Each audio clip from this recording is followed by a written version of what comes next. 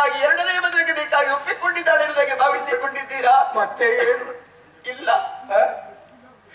ಕಾಣುವುದಕ್ಕೆ ಕುರೂಪಿಯಾಗಿದ್ದರೂ ಕೂಡ ನಿಮ್ಮನ್ನೇ ಆಯ್ಕೆ ಮಾಡುವುದಕ್ಕೆ ಕಾರಣ ಏನು ಅಂತ ನೀವು ಬಲ್ಲಿದ್ದು. ಏನು ಕಾರಣ?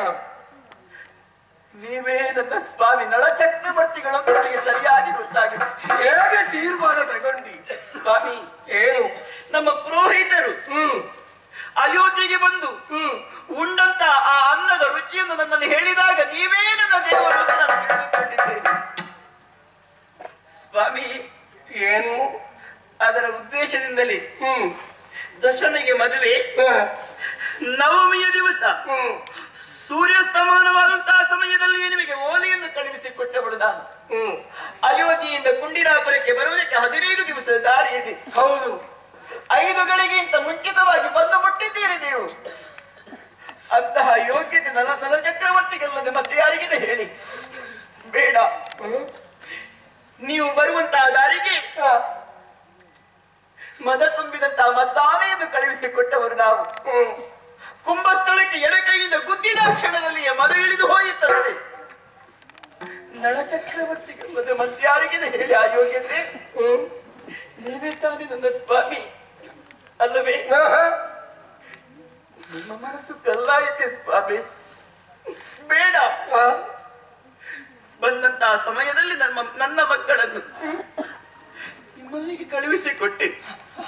ಉಪ್ಪರಿಗೆಯಲ್ಲಿ ನಿಂತು ನಾನು ನೋಡಿದ ದೇವರೇ, ನನ್ನ ಮಕ್ಕಳಲ್ಲಿ ನಿಮಗೆ ಸಂಬಂಧ ಇಲ್ಲ ಅಂತ ಆದ್ರೆ ಬಂದಂತಹ ಮಕ್ಕಳನ್ನು ಅಪ್ಪಿ ಹಿಡಿದುಕೊಂಡು ಯಾಕೆ ತಲೆಮರೆಸಿದ್ರೆ ಹೇಳಿ? ಅಂತಹ ವ್ಯಾಮೋಹ ನಿಮಗೆ ಯಾಕೆ?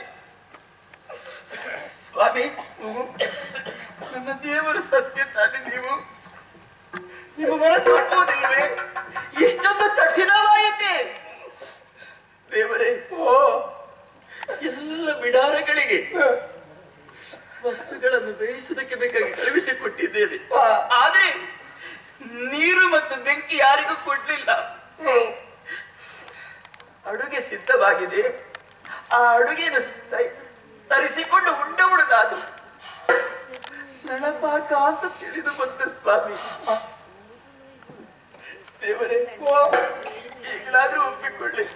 ಇಲ್ಲ, ನನ್ನ ದೇವರು ಹೌದು. ನೀವೇ ನನ್ನ ಸ್ವಾಮಿ. ಒಪ್ಪಿಕೊಳ್ಳುವುದಕ್ಕೆ ನಿಮ್ಮ ಮನಸ್ಸು ಒಪ್ಪುವುದಿಲ್ಲ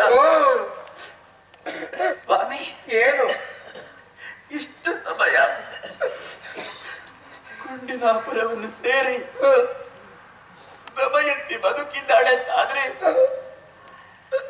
ಮತ್ತೊಂದು ದಿವಸ ನಿಷಧದ ಚಕ್ರವರ್ತಿಗಳ ಜೊತೆಯಲ್ಲಿ ಸಂಪತ್ತಿನಲ್ಲಿ ತೊಳಲಾಡಬೇಕಿರುವಂತಹ ಉದ್ದೇಶವನ್ನು ಇರಿಸಿಕೊಂಡಲ್ಲ. ನನ್ನ ದೇವರ ಅಂತ ನಿಮ್ಮನ್ನು ಸೇರುವಂತಹ ಒಂದೇ ಒಂದು ಆಸೆ ಇದ್ದ ದೇವರೇ, ಒಂದೇ ಒಂದು ಆಸೆ ಇದ್ದ ಸ್ವಾಮಿ. ಏನು? ಮದುವೆಯಾದಂತಹ ಹೆಣ್ಣು ಕೂಡ ಸೆರೆಗೊಂಡು ಬೇಡುವುದು ಗಂಡನ ಎದುರಲ್ಲಿ, ದೇವರ ಎದುರಲ್ಲಿ, ಗುರುವಿನ ಎದುರಲ್ಲಿ ಮಾತ್ರ. ಪಾಲಿನ ಸರ್ವಸ್ವವು ನೀವು, ನನ್ನ ದೇವರು ನೀವು ಸ್ವಾಮಿ. ಸೆರೆಗೊಂಡು ಬೇಡಿಕೊಳ್ತಾ ಇದ್ದೇನೆ, ನನ್ನನ್ನು ಸ್ವೀಕರಿಸಿ. ಇಲ್ಲ, ಇಷ್ಟೊಂದು ಕಠಿಣವಾಯಿತೆ ನಿಮ್ಮ ಹೃದಯ. ಒಪ್ಪಿಕೊಳ್ಳುವುದಕ್ಕೆ ನಿಮ್ಮ ಮನಸ್ಸು ಒಪ್ಪುವುದಿಲ್ಲವೇ? ಸಾಕಾಯಿತು ದೇವರೇ, ಈ ಜೀವನ ಸಾಕಾಯಿತು. ಬದುಕು ಇನ್ನು ನನಗೆ ಬೇಕೆ? ಮಾಂಗಲ್ಯ ಸೂತ್ರವನ್ನು ಕಟ್ಟಿದಂತಹ ಪತಿದೇವರು ಭಾಗದಲ್ಲಿದ್ದು, ನೀನು ನನ್ನ ಹೆಂಡತಿಯಲ್ಲ, ನಾನು ನಿನ್ನ ಗಂಡನಲ್ಲ, ನಳಚಕ್ರವರ್ತಿಯಲ್ಲ ಅಂತ ಹೇಳ್ತೀರಿ ಅಂತ ಆದ್ರೆ ಬದುಕು ಬೇಡ ಸ್ವಾಮಿ. ಹೆಣ್ಣೊಬ್ಬಳಿಗೆ ಸೆರೆಗಿರುವುದು ಮಾನವನ್ನು ಮುಚ್ಚುವುದಕ್ಕೆ ಮಾತ್ರವಲ್ಲ ಸ್ವಾಮಿ. ತೀರೆಯ ಸೆರಗಿನಿಂದ ಬಿಗಿದುಕೊಂಡು ನಿಮ್ಮ ಕಾರ್ಬುಲರೆ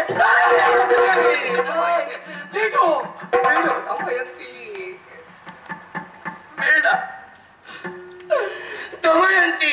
ಸ್ವಾಮಿ, ಮೊದಲಾಗಿ ನಿನ್ನಲ್ಲಿ ಕ್ಷಮೆಯಾಚನೆಯನ್ನು ಮಾಡುತ್ತಾ ಇದ್ದೇನೆ. ಮದುವೆ ಮಂಟಪದಲ್ಲಿ ಧರ್ಮೇಚ ಅರ್ಥೇಚ ಕಾಮೇಚ ನಾಸ್ತಿ ಚರಾಮಿ ಎಂಬುದಾಗಿ ಹೇಳಿ ನಿನ್ನ ಕೊರಳಿಗೆ ಮಾಂಗಲ್ಯವನ್ನು ಕಟ್ಟಿದವನು ನಾನು. ಜೀವನ ಪೂರ್ತಿ ಹೆಂಡತಿ ಮಕ್ಕಳನ್ನು ಯಾವ ತೊಂದರೆ ಮನಸ್ಸಿಗೆ ನೋವಾಗದಂತೆ ಸಹಬೇಕಾದ ಗಂಡನ ಕರ್ತವ್ಯ. ಆದರೆ ನಾನು ಪಾಪಿ. ನಿಮ್ಮನ್ನು ಘೋರ ಅರಣ್ಯದಲ್ಲಿ ಬಿಟ್ಟು ನಾನು ಹೋದೆ. ನನ್ನನ್ನು ಕ್ಷಮಿಸು ದಮಯಂತಿ, ಕ್ಷಮಿಸು ನನ್ನನ್ನು. ಇಲ್ಲ ದೇವರೇ, ಸ್ವಾಮಿ,